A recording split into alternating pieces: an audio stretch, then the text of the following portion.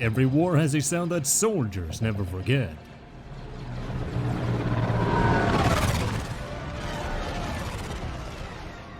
A sound that can only mean two things. You're either getting rescued, or you're getting destroyed. Whether you're ready or not, the aircraft has arrived and it's here to stay. The low altitude assault transport. What is Project Icefang and why did the LAAT carry the war on its back? The LAAT came out of the production line at the same time the clones came out of their tubes. When the Kaminoans created the army, they were also tasked with contracting various companies to design and manufacture vehicles to be used by the clones. In 31 BBY, Rotana Heavy Engineering, a subsidiary of Kuat Drive Yards, received an immense order from the Kaminoan cloners to produce war machines for the Grand Army of the Republic. But there is a catch. It had to be done in secret. And thus, Project Icefang was born. Over the next 9 years, Rotana manufactured countless vehicles, including the Acclimator-class assault ship, away from public eyes. And during this time, clone troopers were also simultaneously trained to operate these vehicles. So when the war finally broke out in 22 BBY, the Republic fielded a vast fleet of war machines with clones trained and ready to use them in a cohesive doctrine. The LAAT line was one of them. Of the line's numerous variants, the infantry gunship, the LAAT/I, defined the Republic's approach to battlefield insertion. Priced at 85,000 credits, the gunship measured 17.7 meters long, 17 meters wide, and 6.1 tall, giving it a larger profile than most modern troop transports. That size, however, served a clear purpose. The starship can transport up to 30 clone troopers in battle alongside their support equipment, and that's a lot. It was also capable of carrying light vehicles like the 74Z, the Bark, or the ATRT Walker. It could even have an IM-6 medical droid on board for medevac purposes as well. Its size and carrying capacity during the Clone Wars were second to none. Powered by 2 rear thrust engines, it could reach speeds of up to 620 km per hour.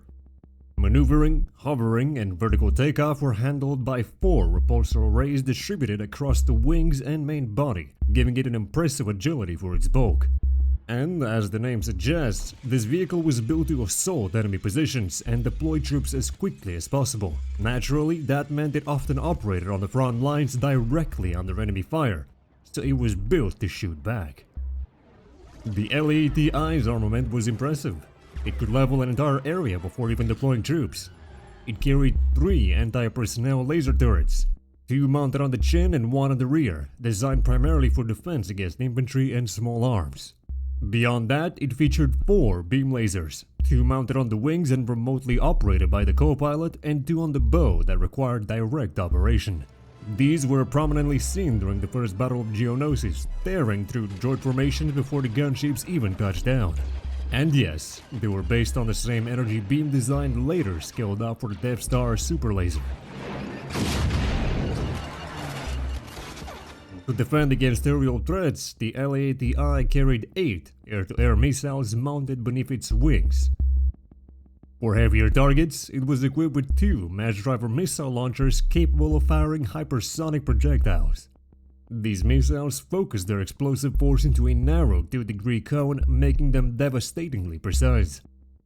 Alternatively, the system could be swapped for EMP missiles, for commanders who cared enough about collateral damage. All of this on a single gunship. That's a lot of ways to make something disappear. Aside from forward turrets, most of the weapon systems were operated by the co-pilot, who also acted as a gunner. A standard LAAT-I crew consisted of 4. Pilot, co-pilot/gunner, and 2 side gunners. However, some variants replaced the bow turrets with spotlights or blast shields, reducing the required crew by 2. And in case of a crash, assuming you don't have a main character on board, the cockpit could be detached as an escape capsule, giving the crew a slim chance of surviving the inevitable fireball. There is no such thing as luck. Now, it wouldn't be a large-scale invasion without large-scale vehicles. That's where the second variant comes in, the LAAT/Carrier. Costing over twice as much as the infantry model, the LAAT-C was designed as a heavy-lift assault craft, capable of deploying the iconic all-terrain tactical enforcer directly into the battle alongside the troops. Its greatest advantage lies in its readiness. The moment its payload hits the ground, it was already combat-ready. This allowed for rapid insertion of armored units, a capability rarely seen even in modern militaries, where heavy armor typically requires extensive loading and assembly after transport. This made the LAAT-C the perfect companion for the LAAT-I, and the two were often deployed side by side during major invasions. The craft itself featured a long, narrow fuselage with an armored flight deck and extended wings for stability. And with a payload capacity of 40 tons, this vehicle can reach speeds up to 620 km/h, matching the performance of its infantry counterpart. However, unlike the LAAT-I, this variant carried far fewer weapons. Its armament consisted of only 8 unguided air-to-ground rockets mounted beneath the wings and a pair of light laser cannons for minimal defense. As a result, the vehicle itself relied heavily on escort and suppression support before even attempting landing. Get the tanks on the ground, now! The space they freed from the weapon systems was utilized for the massive electromagnetic clamps as well as cargo handling gear. These clamps could latch onto the side of an ATTE, lifting it securely in place. And thanks to its magnetic couplings, the gunship could lock, lift, and deploy a heavy vehicle within minutes. The standard crew consisted of a pilot, co-pilot, and a loadmaster, responsible for managing cargo operations. And much like the LAAT-I, the cockpit could function as an escape capsule, offering the crew a chance if things went south. Now, it's time to catch some bad guys in our law enforcement variant of the LAAT, a vehicle that screams authority every time you see it. Designed to patrol the skylines of Coruscant, this variant was priced at around 62,000 credits.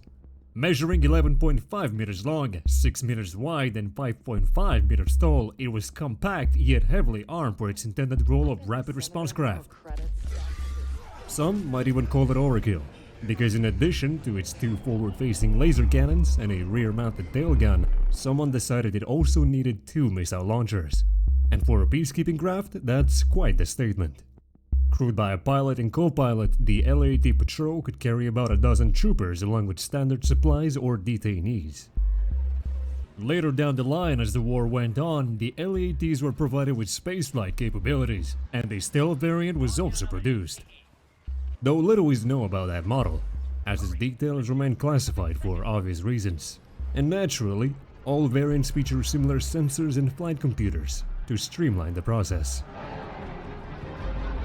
As all good things must come to an end, so did the advantages of the LAAT. While its large frame allowed it to carry an impressive number of troops and equipment, that same size made it a prime target for ground-to-air missiles and enemy fighters. The LAAT was never meant for dogfighting, and as the war went on, the separatists quickly learned just how effective it was at deploying troops, making it a high-priority target in nearly every engagement. Despite its heavy armament, the gunship lacked deflector shields, relying entirely on its physical armor for protection. Unfortunately, that armor was just not enough. A single well-placed missile or rocket could bring the craft down, along with the 30 or more troopers it carried. The pilots might have had an escape capsule, but the troops in the hold did not. As for the forward-mounted gunner pods, they were effectively death traps. Each was isolated from the main body of the craft, leaving the gunners with no way to retreat if things went south. Thankfully, these vehicles were operated by the best of the best. Clone trooper pilots had exceptional reflexes and vision, traits that set them apart from standard infantry. Once identified, they underwent specialized flight training to earn their wings, and many of them would go on to perform incredible maneuvers that became the stuff of legend. And so, the LAAT fleet transported clone units from across the galactic front, delivering them straight into the thick of battle.